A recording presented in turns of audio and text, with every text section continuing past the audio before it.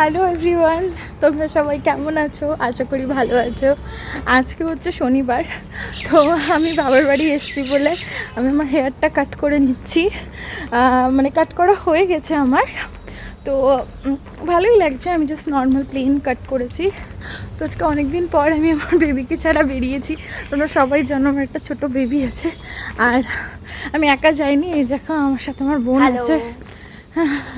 Hello বলতে না বললেই বলে দিলি তার আগে।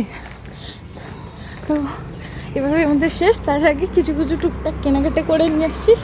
দেখি, এগুলো হচ্ছে খুবই টুকটাক, মানে আমি বাড়ি গিয়ে তোমাদেরকে দেখাতেও পারি, আর যদি না দেখাতে পারি এখনই বলে দিচ্ছি। চকলেট আর আর কি ছিল রে, আমন্ড কাজু, জাস্ট আমার বেবির জন্য সেরেলাক বানাবো বলে, যেটা যেটা আমি সবসময় বলি।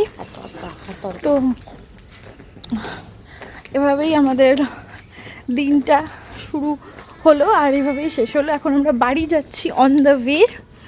তো চলো আজকে আমরা রাখি, tata, bye everyone. Due to my work আমি একটু বেরিয়েছিলাম, তো এসে দেখি আমার একটা পার্সেল এসছে। পার্সেলটা হচ্ছে আমার একটা শাড়ি, আমার ভীষণ পছন্দ হয়েছিল। শাড়িটা আমি সিঁদুর ছোঁয়াবো, তো এটা আমার সেকেন্ড টাইম।